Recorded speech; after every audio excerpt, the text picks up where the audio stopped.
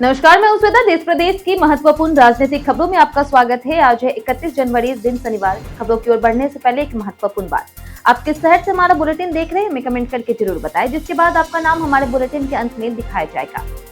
चलिए अब नजर डालते हैं आज के 21 बड़ी खबरों की ओर। असम में कांग्रेस के शासन में 64 लाख घुसपैठिए बस गए, अमित शाह। केंद्रीय गृह मंत्री अमित शाह ने कहा कि कांग्रेस के 20 साल के शासन में असम की पूरी डेमोग्राफी बदल गई। असम के 7 जिलों में लगभग 64 लाख घुसपैठिए बस गए हैं। भाजपा सरकार अब इस प्रवृत्ति को रोकने और 1.26 लाख एकड़ भूमि छुड़वाने के लिए काम कर रही। यूजीसी नए नियम पर भाजपा विधायक ने जताई नाराजगी।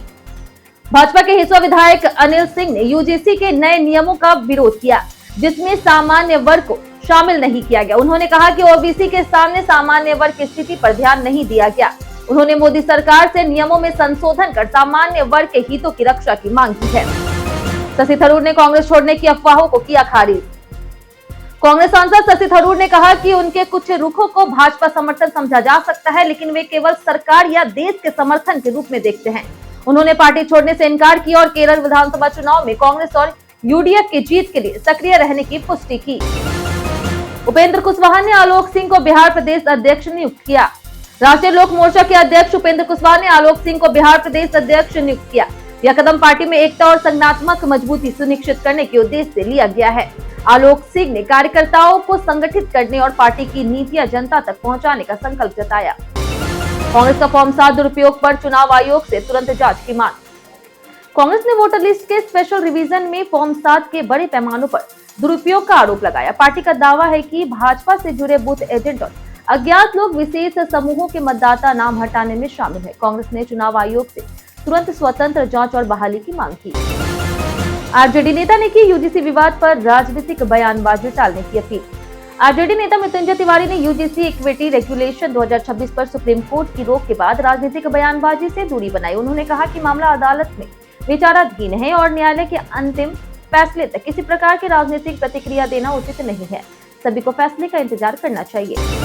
महाराष्ट्र में अजित पवार के निधन से राजनीतिक उठापटक। महाराष्ट्र में डिप्टी सीएम अजित पवार के निधन के बाद डिप्टी सीएम पद को लेकर के राजनीति तेज हो गई।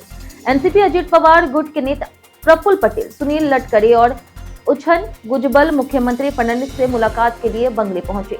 चर्चा में सुनेत्रा पावर को उप मुख्यमंत्री बनाने और विभागों के बंटवारे की बात है। शंकराचार्य ने गौ माता को राष्ट्र माता घोषित करने की मांग की।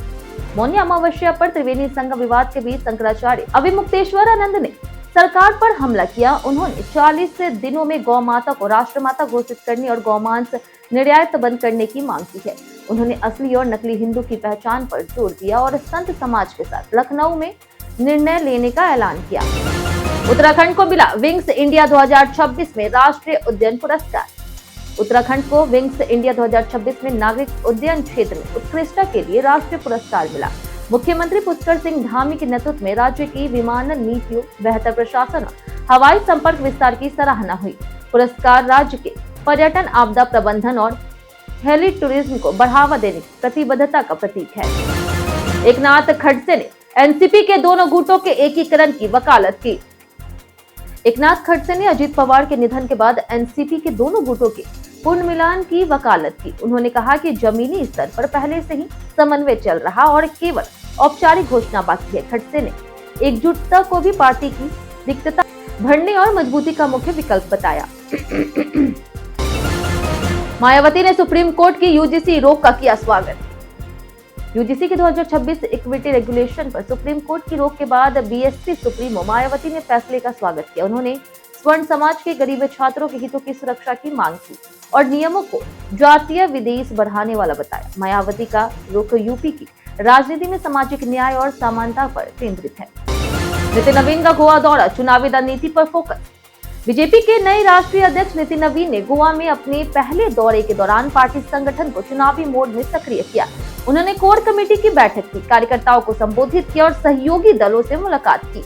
दौरा आगामी विधानसभा चुनाव की रणनीति और संगठन मजबूती के लिए अहम माना जा रहा। कांग्रेस प्रदेश अध्यक्ष डोटासरा पद पर बने रहेंगे।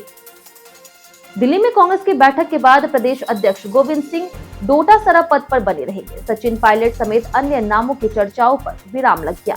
पंचायत और निकाय चुनाव के बाद संगठन में नए लोगों को जोड़ा जाएगा। राहुल गांधी ने वोट चोरी पर प्रदेश कार्य को सराहा और आगामी रणनीति पर चर्चा हुई। ओम बिरला ने सांसदों को लंबी बातचीत पर बाहर जाने को कहा। लोकसभा अध्यक्ष ओम बिरला ने सदन में लगातार बातचीत कर रहे सांसदों को टोका और कहा कि लंबी वार्ता करनी हो तो सदन से बाहर जाएं। उन्होंने संक्षिप्त बातचीत की अनुमति दी।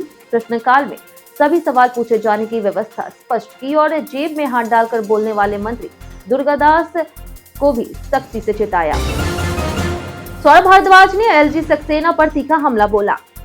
दिल्ली आप नेता सौरभ भारद्वाज ने एलजी वीके सक्सेना और अधिकारियों पर निशाना साधते हुए कहा कि केंद्र सरकार जानबूझ करके दिल्ली की चुनी हुई सरकार को पंगु बना रही। उन्होंने अधिकारियों की लापरवाही और संवेदनहीनता पर गहरी नाराजगी जताई और ईश्वर से उन्हें दंडित करने की प्रार्थना की।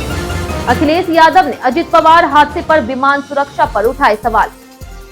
उत्तर प्रदेश के पूर्व सीएम अखिलेश यादव ने महाराष्ट्र के डिप्टी सीएम अजित पवार के विमान हादसे पर गंभीर सवाल उठाए। उन्होंने विजिबिलिटी 3 किलोमीटर होने के बावजूद हादसा कैसे हुआ और विमान निर्माता कंपनी की कार्य क्षमता पर सवाल खड़े किए। उच्च स्तरीय जांच और सुरक्षा मानकों की मांग की। महोबा में जल मंत्री और विधायक के बीच तीखी नोकझोंक। यूपी के महोबा में जल शक्ति मंत्री स्वतंत्र देव सिंह के कार्यक्रम में चरखाड़ी विधायक ब्रिजभूषण राजपूत और उनके समर्थकों ने पानी की किल्लत और खोदी गई सड़कों पर विरोध जताया। मंत्री और विधायक के बीच तीखी नोकझोंक हुई। स्थिति बिगड़ने पर मंत्री डीएम कार्यालय पहुंचे। भारी पुलिस बल तैनात किया गया। हामिद अंसारी की टिप्पणी पर भाजपा ने कांग्रेस को कटघरे में किया खड़ा। पूर्व उपराष्ट्रपति हामिद अंसारी की भारत के इतिहास पर टिप्पणी विवादास्पद बनी।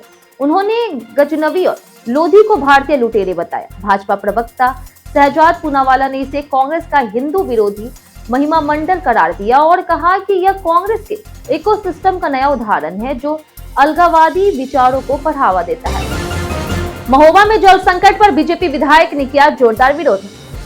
यूपी के महोबा में जल शक्ति मंत्री स्वतंत्र देव सिंह के कार्यक्रम के दौरान बीजेपी विधायक ब्रिजभूषण राजपूत और समर्थक जल आपूर्ति और सड़कों की खराब स्थिति पर नाराज होकर के विरोध प्रदर्शन करने लगे। धक्का मुक्की और नारेबाजी के बाद मंत्री डीएम कार्यालय पहुंचे, जहां ग्राम प्रधानों के साथ बैठक कर समस्या सुलझाने की कोशिश की गई। माकपा सलीम और हुमायूं कबीर ने चुनावी गठबंधन पर चर्चा की। माकपा के मोहम्मद सलीम और जनता यूनियन पार्टी के हुमायूं कबीर ने आगामी विधानसभा चुनाव को लेकर के गठबंधन की संभावनाओं पर चर्चा की। बातचीत 1 घंटे तक चली और गठबंधन 15 फरवरी तक पूरा करने का लक्ष्य रखा गया। तृणमूल ने इसे आलोचनात्मक नजर से देखा। माकपा की छवि नुकसान की चिंता जताई। झारखंड में निकाय चुनाव हलचल तेज, पहले दिन 7 नामांकन दर्ज। झारखंड में नगर निकाय चुनाव की प्रक्रिया तेज हो गई है। राज्य निर्वाचन आयोग ने 29 जनवरी से नामांकन प्रक्रिया शुरू की, जो 4 फरवरी तक चलेगी।